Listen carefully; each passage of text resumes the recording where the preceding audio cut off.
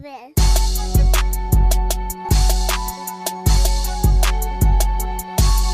What's the B word, man? My name is Anthony Addison, and this is my YouTube channel, man. This is the first episode of What's the B word, man. Like and subscribe my page, man. I'm about NFL content, you know, and mainly Baltimore Raven. As you can see, I'm a Baltimore Raven fan. Raven Nation, baby, stand up, stand up. You know how it go. But like I said, my channel mainly about NFL football. But if you like college ball, you want to talk college ball, you hit my, you know, you hit my inbox. What's the B word on Facebook and Instagram? You know, I'm working on Twitter. I'm not really a Twitter guy, but you know, I'm gonna work on that too. But I just like to talk football, man. I just got a love for the game, man. I'm talking about from high school all the way to NFL. But today I really just jot down a few key things about this matchup, about this Super Bowl that's coming up, man. I've been thinking a lot about it, and you know, I did not see the Patriots coming. I did not see them getting in this game at all. Like I thought that Kansas City was gonna get rid of the GOAT, but you know, never bet against Brady, man. I learned it about 20 times in my lifetime. I'm sure other people, I'm sure y'all have learned, don't bet against dude unless they playing the Ravens. You know, B-Mo, you know, I ain't gotta tell you, y'all know how it go.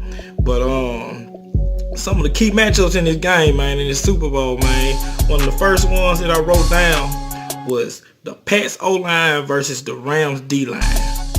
And the reason I wrote that down, man, because I just thought about it, man. Ndamukong Suh and Aaron Donald versus that interior. I'm not talking about the outside guys at all. I'm talking about the interior guys. This matchup right here gonna really determine who gonna win this game. I mean, like, seriously, because unlike a lot of the younger quarterbacks, I'm gonna say, Brady is a pure pocket passer, so he's not trying to run outside that box. So most of the time with them outside rushes, you don't beat Brady with an outside rush for the simple fact. That's why Kansas City didn't have a chance, because you gotta think about it. Those outside rushes, you know, when they come outside, Brady too smart for that. He gonna step up and then he gonna deliver. But you know, with an inside rush, if you think about a few years ago with Denver, how Denver beat them, it wasn't Von Miller, it was them two guys. It was Jackson and Wolf, I believe, that kind of caused havoc for Brady. And like when you get that inside push on a pure pocket passer like that, they had no step up lanes. It's all about lane control. They had no step up lanes, and even though Tom Brady's 6'5", it's still gonna be kind of hard seeing over them guys if he get knocked down on your lap, you know. So that play a factor also in the fact of, if you know, New England offense is timing. It's a timing thing. They run a lot of rub routes. Offensive mind like to call it rub routes, but I call them pick routes. I'm a defensive minded guy. Them pick routes that New England called it, they never call a flag on, but they do it so good that it's hard to call a flag on. But the inside rush, man, that's very important in this game, because if Ndamukong Suh and Aaron Donald gives a good push in that inside, then the Rams got a good chance of winning this game. But if they don't do too good, man, look out, because Brady gonna step up. He gonna let it go. You know, he holds the ball in like 2 seconds. Like, dude is not gonna hold that ball long unless it's like a play action deep play. But I mean, you know, if you really watch football, you know, Brady gonna dink and dunk you, and he gonna dissect and hurt you where it, you know, you get what I'm saying. He gonna find the open guy. So another thing about that is, like, if you notice, Brady has not been touched. He's not been touched pretty much this whole playoffs, and that's why, like I said, he gets rid of the ball. So like, these guys really have to rush the inside if they want to win this game, because it's really like the Rams and everybody else eyes, Rams don't have a chance. But if Aaron Donald and Ndamukong Suh do something about it, the Rams will have a big chance of winning. Plus, you gotta understand this: the Pats have been running the pigskin like crazy. These, like, man, Sonny Michel has really been running their football, and it still falls in the line of Aaron Donald and then Ndamukong Suh. They got to dominate the inside, because if they don't dominate the inside, it's gonna be trouble passing and running. Because if you give Brady a running game, then, man, look out. You know, Brady, Sonny Michel and Burkhead, they've been running well, man. And if you give Brady a running game, man, it's pretty much nothing you could do, because he's too smart. He's so smart, man. He see the pass defense and he turn it into a run audible. You know, or if he see the run defense, he turn it into a pass. So you gotta be on your feet. You know what I'm saying? You gotta dominate that part of the game if you want to keep the Brady. My second key matchup about this is Rams versus Pass D, of course. And really, the thing that determines the excuse me, y'all, but the thing that determines about the Rams versus the Pass D is the Ty Gurley situation. Like, it's still weird. I mean, they trying to say that there wasn't nothing wrong with Todd and all that, but I mean, come on, man, ain't nobody stupid, man. The dude is one of the best running backs in the NFL. Like, dude is a man child out there, and you gonna tell me that you gonna get him like 5 carries in the conference championship game, and ain't nothing wrong with him? No disrespect to CJ Anderson, but I'm just saying, if I'm the coach, I have Todd Gurley out there for CJ Anderson, even in his prime. So you gotta watch that, man, and see what's going on with Todd Gurley, man. If he do play and he play well, then the Rams offense can do something, because they try to make the Rams look like they just a half flying, all the offense they ground and pound. They just fool y'all with formations and stuff like that. The offense is behind Todd Gurley. That's who gets the offense going. Running and catching it out the backfield, the man is a beast out of here. And another thing about the Rams versus the Pass D is the chess match that's gonna go on, man. If you really love football, this is gonna be an awesome chess match that's go on, man, between Sean McVay and Bill Belichick, man. You got the young man versus the defensive guru, man. Like, Bill Belichick, he good at taking what you good at. That's what he do. I mean, it's just I can't really say too much about this matchup right here between them two, because the name said itself, man. It's Sean McVay versus Bill Belichick. If you don't understand it, man, you probably need to do a little bit more research, man. It's gonna be a heck of a game in that aspect as far as mind games and chess matches, man, because both of those coaches are on point. Like, they on point. Sean McVay, we just not finding about him like 2 years ago, so. But we know what Bill do. But it's gonna be a chess match. Another thing about the Rams versus the Pat D is the cornerbacks of the Patriots versus the Rams wide receivers. I mean, the cornerbacks started off rough for the Pats, but come playoff time, like always, because you remember last year they were talking about all the Patriots giving up record numbers. Well, Bill Belichick a good coach, like I said, man. He by the time playoff time come, he had them guys coached up and ready to go.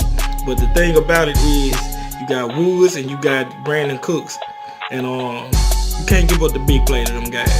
Like, that's how Belichick coach though. He's gonna coach them guys to not give up the big play. And if I'm Belichick, I'm sure that he gonna double up on Cooks, and if and let Woods get whatever he get, as long as you double up on Cooks. I mean, Woods he a pretty good guy, but man, if I had a choice between stopping Cooks or stopping Woods, I'm going at Cooks, because Cooks just got that unbelievable. My friend Malcolm Butler told me that's one of the fastest guys he's seen on the field, man. Like, seriously. And that guy, you'll rather keep him in check than Woods, even though Woods is pretty good. Another thing about the Rams is Jared Goff. I don't know if y'all noticed this, but Jared Goff is kind of like, in certain situations, the man gets real shaky. You know what I'm saying? He looks rattled sometimes, and that's gonna play a factor if Belichick come with that heat. But really, Belichick don't come with a lot of just crazy blitzes. But if he come with that heat and start hitting Goff might get shaken, Rams fans. I'm sorry, I've been seeing it. If you watched the game last time, I couldn't remember exactly what Jared Goff did, but he came to the sideline and Sean McVay was getting on his tail. Like, seriously, like he looks rattled, but he can play. But it's just, man, I just don't know how to explain it, man. He just be looking rattled, or maybe I'm just used to the stone face kind of quarterback, because I've been a Baltimore fan, so maybe that's just new to me. But as far as that, I think the Patriots got the edge. I didn't tell y'all who got the edge on the first thing. On the first thing with the interior lineman, I think the Rams got the edge on it. But as far as the O versus the D, I think the Patriots got the edge on it. Really, because I don't really bet against Belichick. When I think of Bill, like, he usually good at taking what you good at. But we'll see. You never know, man. It's any given Sunday. So my third thing is Brady in the offense versus the Rams D. And I know this is pretty much the same thing as the first key factor, but I just want to be more in detail with the first key factor about the line play. But the thing about Brady versus the Rams D is like I said earlier, it's Brady knowledge. Like the Rams D, one thing I paid attention to about the Chiefs, what they was doing wrong was they were showing their hand too early. With Brady, you cannot show your hand too early. You gotta hold back until the last second and then show. Because if you jump, flinch, hard count, all this stuff, if you jump or flinch and show him what you in, you give him even a piece of a clue, he gonna hit you where it hurt. You show if it's a blitz, he gonna throw a screen. He gonna look at this guy and give him the hot route. I mean, you know, just pay attention. Alert, alert. He do it every time when he see it. He scream out alert, alert, point at his head. He let the guys know, hey, y'all seen it, I seen it, so come on with it. So Rams defense, I mean, when we beat them couple of times, we stayed in base defense and we didn't show anything. We stayed in base and we just made him guess. And that's what you pretty much got to do with Brady. So another thing with the pass O versus the Rams D is you got to think about is the pass tight ends and running backs versus the Rams safeties and linebackers. And I'm sure if you watch the game, especially after that terrible pass interference call, but if you watch that game, man, Rams safeties, they gonna have trouble with this game because they had trouble with the Saints. Even though I'm not saying James White is Alvin Kamara, but James White is pretty good. He's kind of hard to keep up with. But then mainly with Gronkowski. I mean, I don't know how they gonna scheme to try to stop Gronkowski, but man, Gronk is coming, and it's gonna be a hard one. I mean, really, truth be told, he goes back down to the O-line, D-line thing I said. The D-line is definitely gonna have to help their secondary this game. They gonna have to. Because if they don't, man, Brady gonna throw for another record in the Super Bowl. I mean, if you notice the Rams secondary, it's really not that good like everybody thought they was gonna be. But people gotta understand this: for a secondary to be good, it takes time. You can't make a good secondary overnight. It just can't happen. It's too much communication and too much gelling you gotta do. Like our secondary, we had one of the best secondaries in the league, but it took time. We had Jimmy Smith for a while. Then we eventually got Tavon Young. Then we eventually got Brandon Carr. Now we got Marlon Humphrey. You know, it takes time to get that gel. Eric Wilder, I'm sorry, Eric. I keep forgetting you, Bird. But it takes time to have a secondary jail like that. And I think that's what the Rams screwed up with, man. They try to throw too many. I mean, that's really with any team, period. When you try to throw a lot of guys in there, it just, you gotta jail, man. It takes time to jail. And if I was the Rams defense coordinator, I would definitely double Gronkowski and double Edelman. That's what Pittsburgh did against the Patriots, and you see what happened. Like Pittsburgh showed y'all the way, and there ain't nobody even doing it. You double Gronk, double Edelman. If Sonny Michel beat you, then by God, that's just how it gonna be. Because I'd rather Sonny Michel beat me than Gronkowski and Edelman. Because Chris Hogan, I mean, he made some good catches, but he not really a threat. He don't really. Edelman and Gronk are the threats. They are the main threats of that team. So we're outside of Brady, of course, but I'm talking about like in the secondary and receivers. But Gronkowski and Edelman are the main threats of that situation, that whole situation. So why not double them? Double them up, make Brady beat you with somebody else. Try to take it. I mean, I know it sounds easy for me sitting on the couch, but man, you just can't one-on-one and have your guys on the island with them guys. Edelman is too smart. Edelman used to play quarterback, so what he see, what Brady sees, he sees. That's the thing about it. And Gronk just big of a genetic freak. Man, is a genetic freak. So man, double them up, man. Don't leave your safety out the dry. Don't leave your cornerback out the dry. And I get a pass the edge on it, man, because I really don't like that tight end versus safety and linebacker versus running back situation. I don't like that at all. So my prediction of this game, my pick, and I hate to do it because I'm a Ravens fan, and you know how we feel about them. But my pick is the Pats. I mean, I really can't. Aaron Donald is gonna have to ball out for them to win this game. Well, Sean McVay got to have some tricks up his sleeve like crazy. Like that's what's gonna have to happen. If it don't, man, Brady gonna go get ring number 6, and he said he's not gonna retire. I hope he retires. like somebody call Giselle right now and say, make your husband come home. We tired of your husband. Just make him come home. Don't you miss him at the house?